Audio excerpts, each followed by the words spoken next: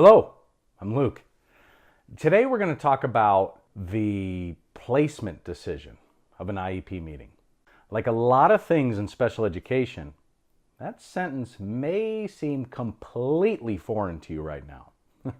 Rest assured, it's our goal for you to understand it completely once we're done.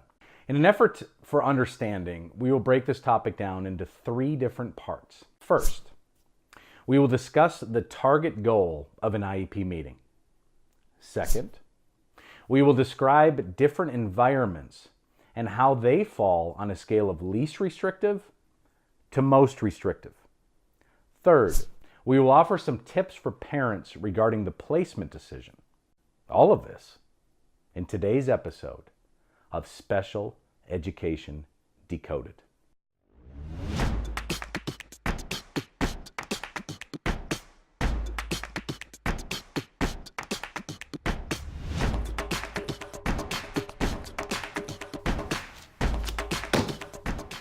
The environment your child is placed in can help your child show progression or regression.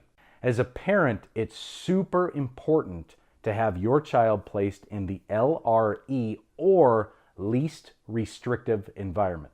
Now, before I go into detail about the most restrictive environments and the least restrictive environments, let me give you an idea of the actual environments included in this discussion. The following is a list in order of most restrictive to least restrictive. Hospital or homebound service, residential school, private special education school, public special education school, self-contained classroom, resource-centered placement, in-case support or resource, general education or mainstream classroom. Let's start with the MRE, or most restrictive environment.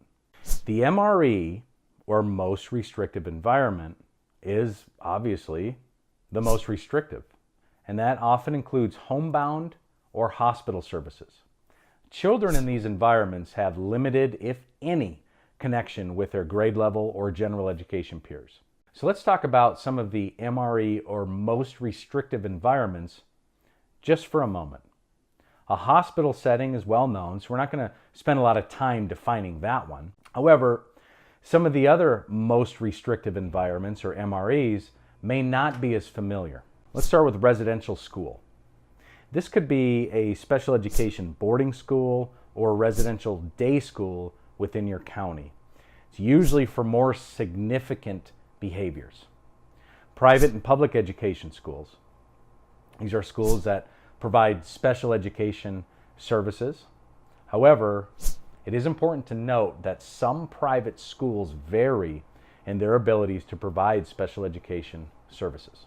And before I go into the next placements, or otherwise known as environment types, let's step back and review what an LRE, or least restrictive environment, is in regard to your child.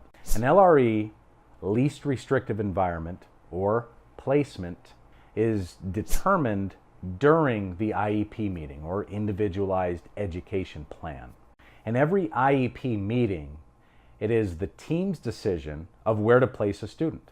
Today, students are most often placed in one of the 3 classroom environments: self-contained classroom, partially inclusive classroom, or a 100% inclusive classroom.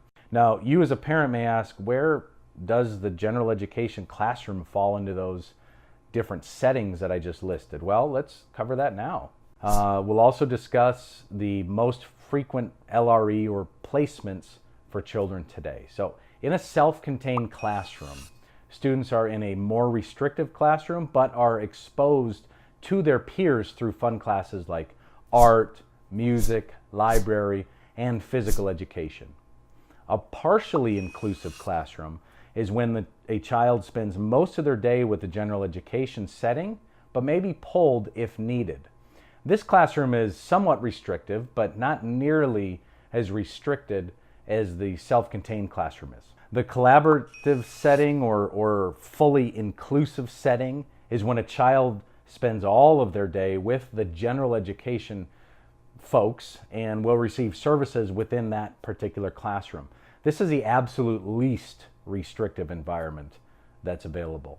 Now that we've uncovered the definition of LRE, or least restrictive environment, we've discovered the different types of environments available for children, and we've briefly discussed the most restrictive environments, or MRE. We discussed the most frequent classroom placements for children. Let's cover some common questions regarding the least restrictive environment, or LRE. Number one, does IDEA, which is Individuals with Disabilities Act, define inclusion? No, but it does require students with disabilities to be put in the least restrictive environment, or LRE. Number two, how often does a placement decision need to be considered? Well, one time a year during the IEP meeting. It's also time to review services, placement, the student's present level of performance, and any parent concerns.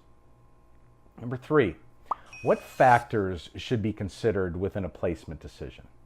Well, the educational benefits of students, the non-academic benefits of students, the degree of disruption the student may provide. And that's it. Short video, but I truly hope you enjoyed it and understand more about the different environments your child has an opportunity to be placed in during their school career. Now, keep in mind, you as the parent are part of the IEP team and have a major voice in the classroom placement decision and everything else that pertains to your child's education. Be loud, ask questions, advocate, and ensure your child is set up for ultimate success. If you like what you saw, please consider subscribing to our channel and sharing this video. If you have any questions, please leave a comment. It's our mission to help children reach their excellence. We're here to help turn the confusing world of special education into something that makes sense to you. Lastly, if you have suggestions on what you'd like to see in a video topic, please leave a comment. We are constantly updating our video library with new topics, what you want to hear. From all of us at specialedresource.com, thank you for watching, and we'll see you next time on Special Education Decoded. Thank you.